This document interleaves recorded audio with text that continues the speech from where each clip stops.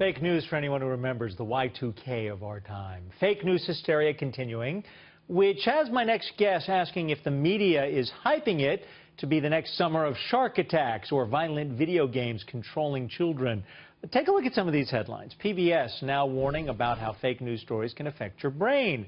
Another headline says fake news is a weapon of mass destruction. The White House even warning about its corrosive effect. So these claims come even after liberal-leaning Facebook CEO Mark Zuckerberg said 99% of the Facebook posts were actually authentic and that fake news had almost no influence on the presidential election. So joining me now is psychiatrist and Fox News contributor Dr. Keith Ablow, who says the liberal media rarely assigns responsibility to the individual for an act of violence. And in this case, we're talking about the man who pulled the trigger. Nobody was injured, fortunately, at that pizza shop. But clearly this man is unstable, right?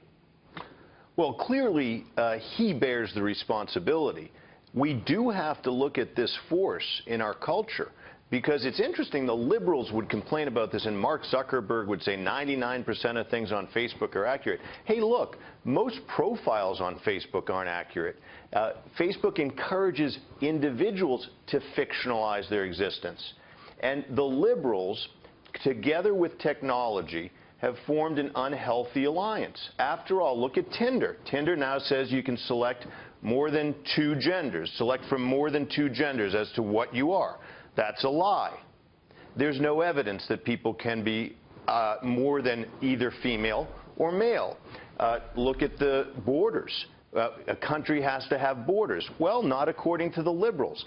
These things, these fictions, also spawn fictional stories that capture people w'ho've been softened up by the liberals. Well, let me ask you to this receive question. them as fact. Dr. Ablow, let me ask you this. The story in question, the fake news story, said that Hillary Clinton was part of a pedophile ring being run out of that pizza shop. I mean, most human beings, most people would read that and say, this is a load of, and I can't say it because the FCC will fine Fox. But don't most people understand when they're reading crud that it's crud?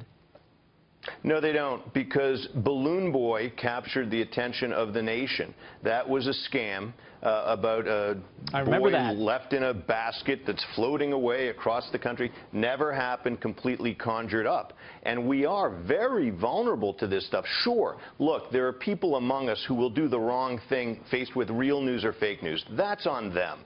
Right? The individual has to be held responsible for how they respond to real or fake news. But guess what? This is a massive problem for our culture, and who caused it? The very folks, PBS and the rest of it, who are complaining about it. They strayed from the facts. They strayed from what is obvious. They encouraged Americans to not believe that you don't win and you don't lose and get a trophy, for instance. That there really are grades, there are winners and losers. They wanted everything to be fiction. Right? They even want this election to be fiction. You're bringing up it never an issue, happened.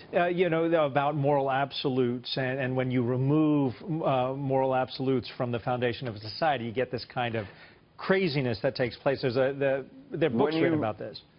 When you remove fact from society, you cleave people from what they know, and you make them vulnerable to being captured by leaders who say, I know what you should do, because you don't know anything anymore. You don't know if a country should have borders. You don't know if it's really illegal if you come here and break the law to come here. You don't know if there are more than two genders. You don't?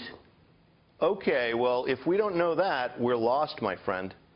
Dr. Keith Ablow, it's always a pleasure to have you here on Risk and Reward. Thank you very much and have a good evening.